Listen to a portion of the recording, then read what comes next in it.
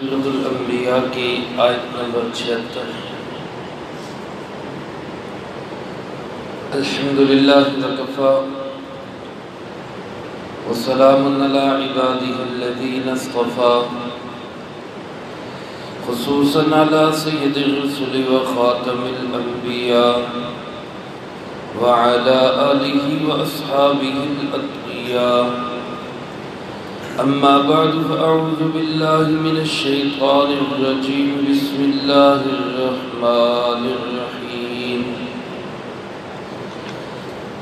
ونوحا اذ نادى من قبل فاستجبنا له فنجيناه وأهله من الكرب العظيم ونصرناه من القوم الذين كذبوا بآياتنا إنهم كانوا قوم سوء فأغرقناهم أجمعين۔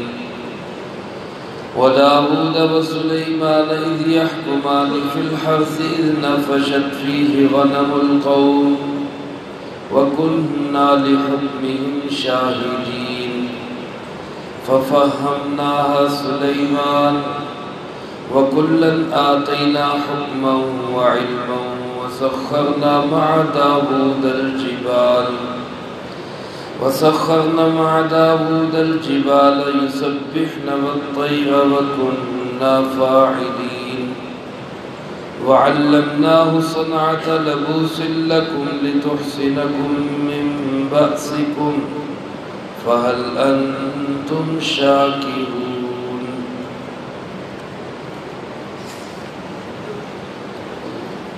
ونوحا إذ نادى من قبل، اور تذکرہ کیجئے آپ حضرت نوح علیہ السلام کا جس وقت کہ انہوں نے پکارا اس سے پہلے، فاستجبنا لہ، سو ہم نے ان کی پکار کو قبول کیا، فنجیناہ وأہلہ، بس ہم نے ان کو بھی نجات دی اور ان کے اہل کو بھی نجات دی، من الکرب العظیم، ایک بہت بڑے کرب اور غم سے، وَنَصَرْنَاهُ مِنَ الْقَوْمِ، اور ہم نے مدد کی ان کی اس قوم کے خلاف، الَّذِينَ كَذَّبُوا بِآيَاتِنَا، جنہوں نے ہماری آیتوں کو جھٹلا دیا، إِنَّهُمْ كَانُوا قَوْمَ السَّوْءِ، بے شک وہ بہت بری قوم تھی، فَأَغْرَقْنَاهُمْ أَجْمَعِينَ، بس ہم نے ان سب کو ڈبو دیا۔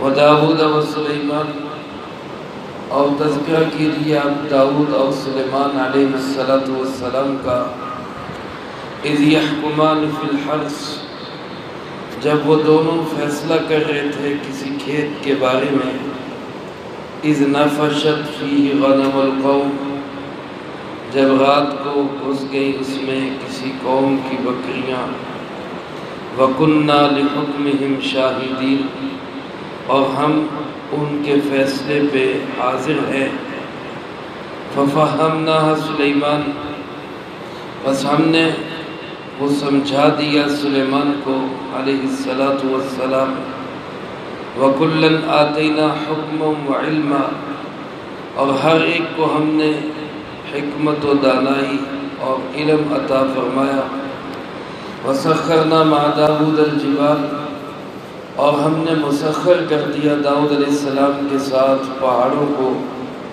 يُسَبِّحْنَ وَالطَّيْرَ، وہ بھی تسبیح پڑھی اور پرندے بھی، وَكُنَّا فَاعِلِينَ، اور ہم تھے کرنے والے، وَعَلَّمْنَاهُ صَنْعَةَ لَبُوسٍ لَكُمْ، اور ہم نے ان کو سکھایا بنانا تمہارے لیے ایک لباس کی چیز، لِتُحْصِنَكُم مِّن بَأْسِكُمْ، تاکہ وہ تمہیں بچائے تمہاری جنگوں میں، فَهَلْ أَنْتُمْ شَاكِرُونَ، بس کیا ہو تم شکر کرنے والے۔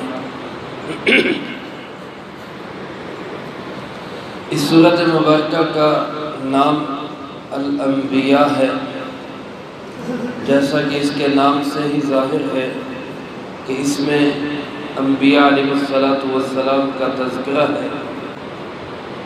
ان انبیاء علیہ السلام کے تذکرے کا ایک مقصد تو براہ راست جناب محمد کریم صلی اللہ علیہ وسلم کو تسلی دینا کہ آپ حوصلہ رکھیں، تسلی رکھیں۔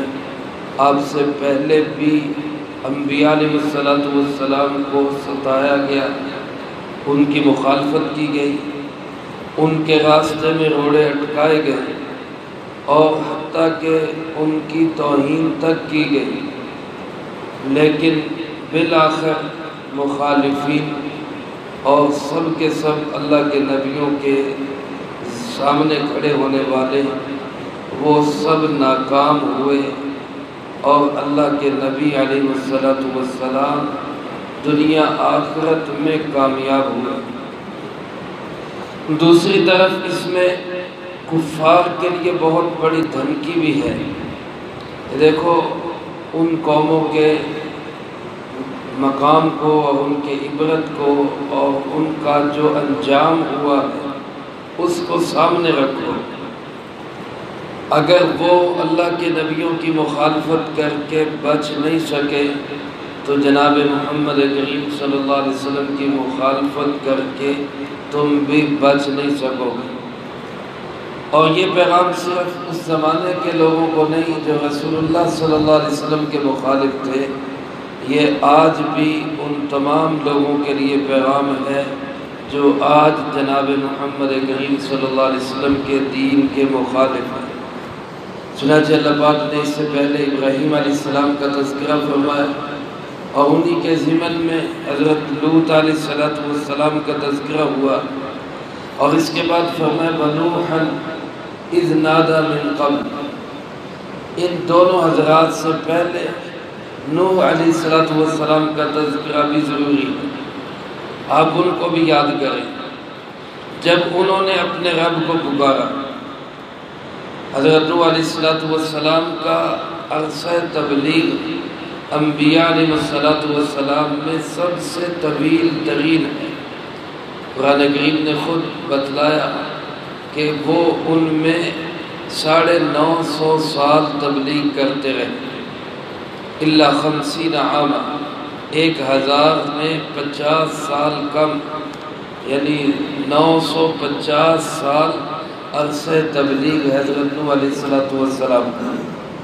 اور اس عرصے میں کون سی وہ مخالفت اور کون سا وہ طریقہ ہے جو قوم نے حضرت نوح علیہ السلام کو زج کرنے کا، مایوس کرنے کا، ان کو جو ہے گویا کہ راستے سے ہٹا دینے کا اختیار نہیں کیا، لیکن اللہ رب العزت کی شان، اللہ کا نبی بڑے حوصلے کے ساتھ، بردباری کے ساتھ، تحمل کے ساتھ اپنے مشن پہ جمع رہا۔ بالآخر اللہ پاک سے دعا کی رب انی مغلوب فانتصر، اے میرے پروردگار میں بے بس ہو چکا ہوں، اب میری مدد فرما۔ اور سورۃ نوح میں اللہ پاک سے دعا کی رب لا تذر علی الارض من الکافرین دیارا، اے اللہ زمین پر کافروں کا ایک بھی گھر بستا ہوا نہ چھوڑ، انک ان تذرہم، اس لیے کہ اگر تو ان کو چھوڑے گا یضلوا عبادک، یہ تیرے باقی بندوں کو بھی گمراہ کریں گے، ولا یلدوا الا فاجرا کفارا، اور اگلی نسل بھی جو پیدا ہوگی وہ فاسق اور فاجر اور کافر پیدا ہوگی، لہذا ان کو ملی امیٹ کر دیں۔ چنانچہ عمومی عذاب آئے اور سوائے نوح علیہ السلام کے ساتھیوں کے کوئی نہیں بچ سکا۔ اللہ پاک نے اسی کا تذکرہ کرتے ہوئے فرمایا اس کو بھی یاد کریں جب انہوں نے اپنے رب کو پکارا۔ سارے نبیوں نے میرے محترم دوستو مشکل وقت میں صرف اور صرف کس کو پکارا؟ اللہ رب العالمین۔ فرمایا فاستجبنا لہ، ہم نے ان کی پکار کو قبول کیا، فنجیناہ، ہم نے ان کو بھی نجات دی، وَأَهْلَهُ، اور ان کے اہل کو بھی نجات دی۔ اہل سے مراد کیا ہے؟ اگر تو اس سے مراد اہلیہ لے، زوجہ لے، تو ظاہر بات ہے حضرت نوح علیہ السلام کی زوجہ، ان کی اہلیہ جس کا تذکرہ قرآن کریم میں موجود ہے، وہ ایمان والی نہیں تھی، ان کو نجات نہیں ملی۔ اور اگر اس سے مراد اولاد لے تو اولاد میں ان کا ایک بیٹا، اس کا تذکرہ بھی قرآن کریم میں موجود ہے، 12ویں پارے میں آپ پڑھ چکے کہ وہ بھی ایمان والا نہیں تھا اور وہ بھی نجات نہیں پا سکا۔ تو اہل سے مراد پھر کیا ہوگا؟ علماء فرماتے اہل سے مراد ماننے والے، حضرت نوح علیہ السلام کے عقیدے اور نظریے پہ یقین رکھنے والے، ان کو نجات ملی۔ تو سب سے پہلے اللہ کے نبی کے اہل وہی لوگ ہوتے ہیں جو اس پہ ایمان رکھنے والے ہوتے ہیں۔ تو فرمایا ہم نے ان کو نجات دی اور ان کے اہل کو من الکرب العظیم، ایک بہت بڑے کرب سے، ایک بہت بڑے غم اور ایک بہت بڑی فکر سے۔ اور وہ غم کیا تھا، وہ کرب کیا تھا؟ بعض مفسرین کرام فرماتے وہ طوفان تھا جس نے پوری اس وقت کی روئے زمین کو اور اس وقت کی دنیا کو اپنے لپیٹ میں لیا، اور اس طوفان سے اور اس کرب عظیم سے وہی لوگ بچے جو کشتی کے اندر سوار تھے، جن کی تعداد تقریباً 80 ہے۔ اللہ پاک فرماتے وما آمن معه الا قلیل، اس پہ ایمان لانے والے بہت تھوڑے لوگ تھے، وہی لوگ بچے۔ اور بعض علماء فرماتے کرب عظیم سے مراد وہ تکلیفیں اور مصیبتیں ہیں جس میں قوم نے حضرت نوح علیہ السلام کو مبتلا کیا ہوا تھا، پتھر مارتے، ان کو بے ہوش کر دیتے، پھر دوبارہ اٹھا کے پھر چلاتے، پھر مارتے۔ تو یہ جو ایک اذیت اور تکلیف قوم کی طرف دی جا رہی تھی، اس کو اللہ پاک نے فرمایا کرب عظیم۔ تو اس کرب عظیم سے ہم نے ان کو نجات دی۔ فرمایا وَنَصَرْنَاهُ مِنَ الْقَوْمِ، اور ہم نے اس قوم کے مقابلے میں حضرت نوح علیہ السلام کی مدد کی، الَّذِينَ كَذَّبُوا بِآيَاتِنَا، جس قوم نے ہماری آیتوں کو جھٹلا دیا۔ إِنَّهُمْ كَانُوا قَوْمَ سَوْءٍ، اللہ پاک فرماتے ہیں وہ بہت بری قوم تھی۔ فَأَغْرَقْنَاهُمْ أَجْمَعِينَ، ہم نے بھی ان سب کو پانی میں ڈبو دیا۔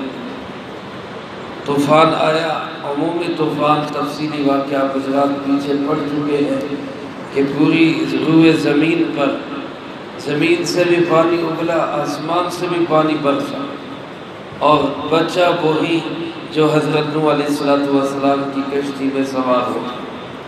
میرے محترم دوستو، آج بھی وہی انسان بچیں گے جو رسول اللہ صلی اللہ علیہ وسلم کی کشتی میں سوار ہو جائے۔ اور آپ کی کشتی کیا ہے؟ اللہ کا دین ہے، اللہ کا نظام ہے۔ یہ جو لوگ دین کی بات کر رہے ہیں، ان کے ساتھ جو جڑ جائے گا اسی کو نجات ملے گی، اور جو اس کے مقابلے میں آئے گا یقیناً وہ نجات ہرگز نہیں پا سکے گا۔ اللہ ہم سب کو رسول اللہ صلی اللہ علیہ وسلم کا دنیا آخرت میں تعلق نصیب فرمائے۔ اس کے بعد فرمایا بداؤد و سلیمان، اب تذکرہ کریں داؤد اور سلیمان علیہ السلام، دونوں باپ بیٹا ہیں، اور دونوں اللہ کے نبی بھی ہیں، اور دونوں کو اللہ پاک نے بادشاہت بھی عطا کی۔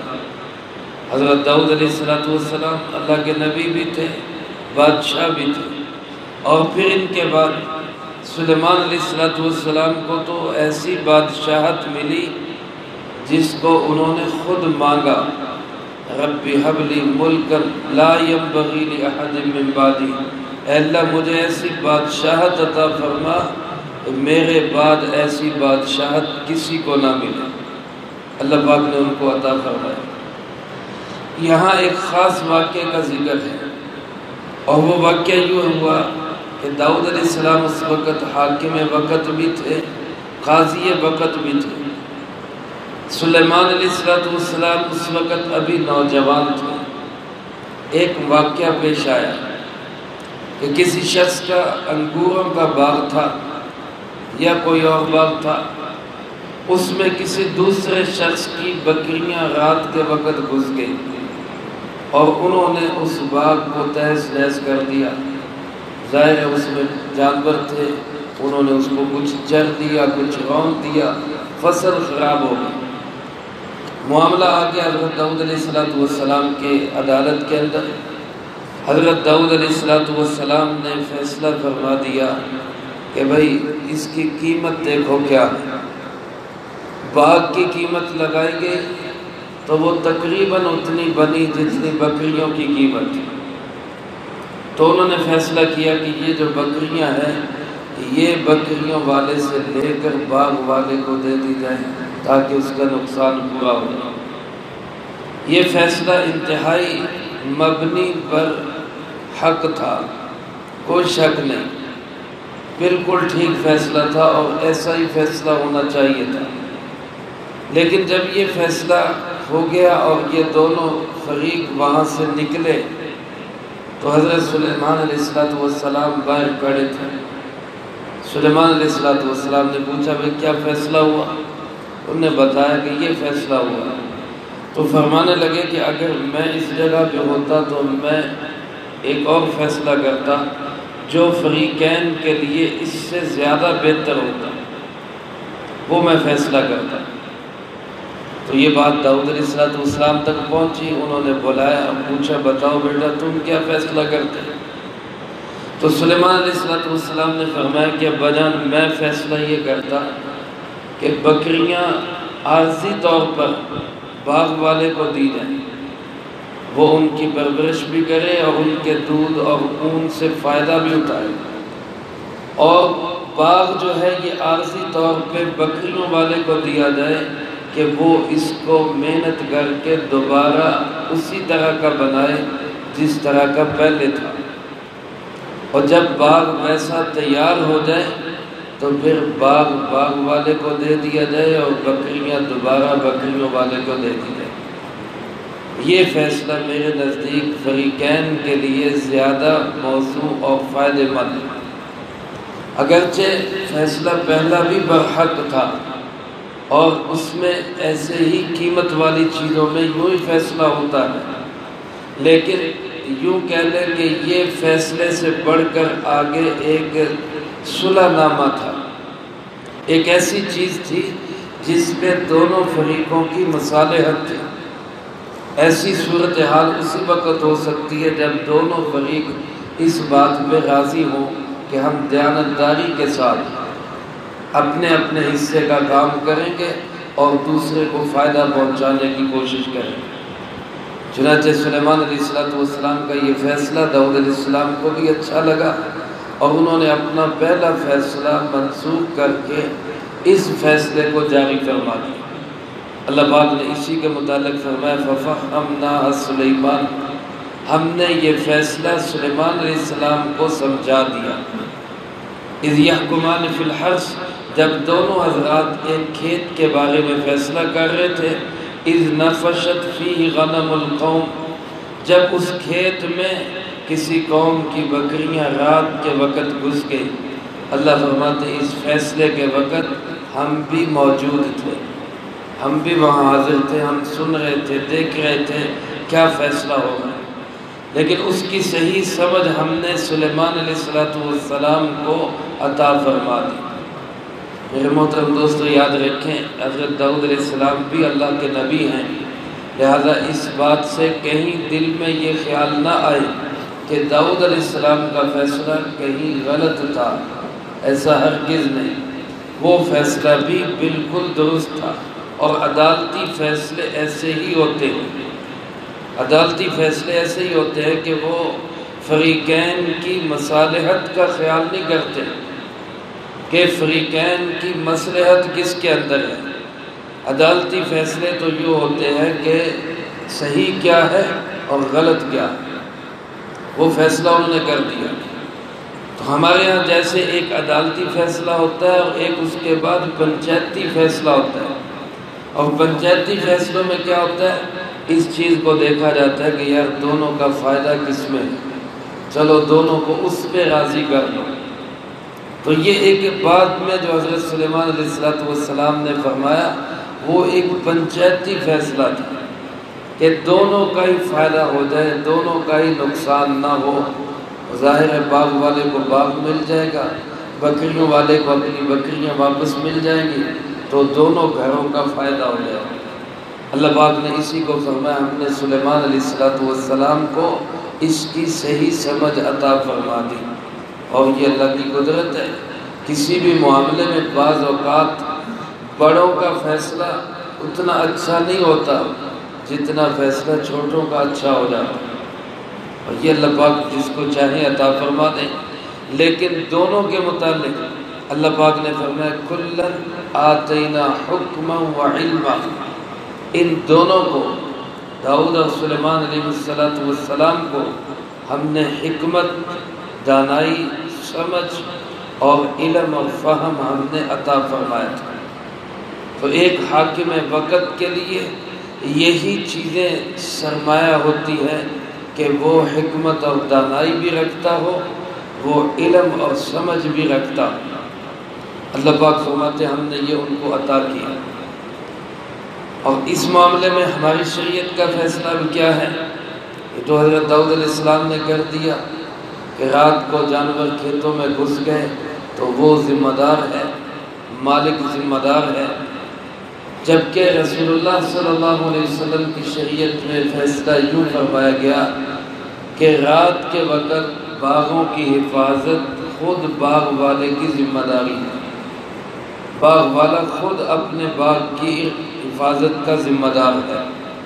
لہذا اگر رات کے وقت کوئی جانور کسی کے باغ میں چلا جاتا ہے تو وہ جانور والا ذمہ دار نہیں۔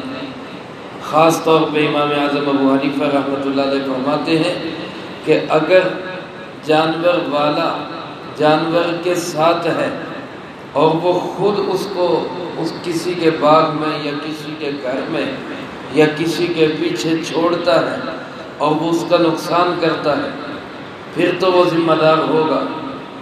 لیکن اگر جانور والا جانور کے پیچھے نہیں ہے، اس کے رکھوالی کے لیے ساتھ نہیں ہے، اور جانور از خود کسی کے باغ کا یا کسی کی کسی بھی املاک کا نقصان کر دیتا ہے تو جانور والا ذمہ دار نہیں ہے، خود وہ آدمی ذمہ دار ہے، وہ اپنی چیزوں کی حفاظت کرے۔ تو بہرحال یہ ایک فقہی مسئلہ ہے جس کی طرف میں نے اشارہ کر دیا، اس کی تفصیلات فقہا سے، علماء سے معلوم کی جا سکتی ہے۔ اللہ پاک نے حضرت داؤد علیہ السلام کو کچھ خصوصیات اس سے الگ عطا فرمائی تھی۔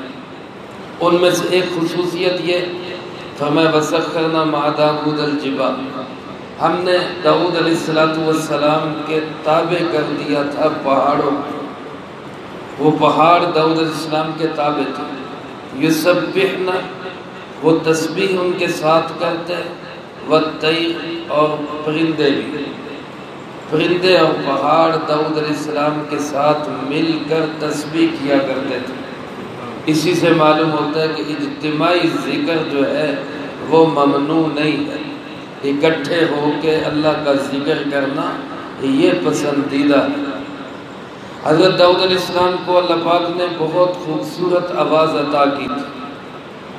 جنت کے اندر علماء فرماتے ہیں ہر جنتی کو اللہ پاک جو انبیاء علیہ السلام کی خصوصیات عطا فرمائیں گے، یوسف علیہ السلام جیسا حسن، آدم علیہ السلام جیسا قد، عیسیٰ علیہ السلام جیسی عمر، تو وہاں پہ آواز جو ہے وہ حضرت داؤد علیہ السلام والی عطا کی جائے گی، اور سارے جنتیوں کو اخلاق جناب محمد کریم صلی اللہ علیہ وسلم والے عطا کیے جائیں گے۔ داؤد علیہ السلام کی آواز کی تعریف خود رسول اللہ صلی اللہ علیہ وسلم نے فرمائی۔ ایک موقع پہ آپ کہیں سے گزر رہے تھے تو آپ نے دیکھا آپ کے صحابی ابو موسیٰ اشعری رضی اللہ تعالیٰ تلاوت فرما رہے تھے۔ آپ ان کی تلاوت کو غور سے سننے لگ گئے۔ وہ جب تک پڑھتے رہے آپ ان کی تلاوت سنتے رہے۔ جب انہوں نے تلاوت ختم کی تو آپ نے فرمایا تمہارے گلے میں تو اللہ نے داؤد علیہ السلام والا لہجہ رکھا، تمہاری آواز بڑی خوبصورت۔ وہ کہنے لگے اللہ کے محبوب اگر مجھے پتہ چلتا کہ آپ سن رہے ہیں تو میں اور بھی زیادہ سنوار کے اور اچھے طریقے سے پڑھتا۔ تو رسول اللہ صلی اللہ علیہ وسلم نے حضرت داؤد علیہ السلام کی آواز کی تعریف فرمائی، اور پھر یہ معجزہ تھا کہ جب آپ پڑھتے، سبور پڑھتے یا ذکر کرتے تو پہاڑ بھی، پرندے بھی آپ کے ساتھ اسی طرح تسبیح بیان کیا کرتے تھے۔ یہ ایک معجزہ تھا۔ اور اگر کوئی انسان کہے کہ جی پہاڑ کیسے پڑھ سکتے ہیں یا پرندے کیسے پڑھ سکتے ہیں، تو اللہ پاک نے اس کا جواب دیا وَكُنَّا فَاعِلِينَ، کرنے والے ہم تھے، ہم کرنے والے، ہم جو چاہے کر سکتے ہیں۔ ہمارے زمانے میں کچھ جدید قسم کے جو تعلیم یافتہ ہیں ان کو معجزات میں بڑا اعتراض ہوتا ہے، بالخصوص سر سید احمد خان اور ان کا طبقہ، وہ ایسے معجزات کا انکار کرتے ہیں۔ رسول اللہ صلی اللہ علیہ وسلم کے سفر معراج کے بھی منکر ہیں۔ اسی طرح وہ کہتے ہیں یہ پہاڑوں کی تسبیح کوئی حقیقت میں تسبیح نہیں تھی، پہاڑوں میں جا کے انسان آواز لگائے تو آواز کی بازگشت آتی ہے، اسی بازگشت کو کہا گیا کہ وہ ان کے ساتھ تسبیح کرتی ہے۔ تو اگر یہی بازگشت مراد ہے تو پھر اس میں داؤد علیہ السلام کی کیا خصوصیت ہے؟ یہ تو آج بھی کوئی جا کے پہاڑوں میں آواز لگائے تو اس کی آواز کی گونج پیدا ہوگی۔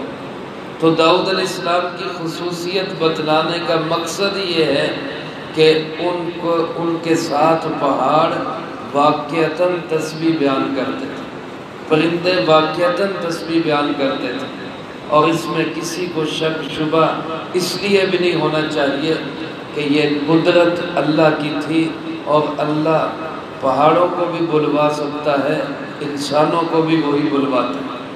تو لہٰذا جو انسانوں کو تسبیح پڑھنے کی توفیق دے سکتا ہے وہ پہاڑوں کو بھی تسبیح پڑھنے کی توفیق دے سکتا ہے۔ اور اتنا شعور اللہ نے ہر چیز میں رکھا ہے۔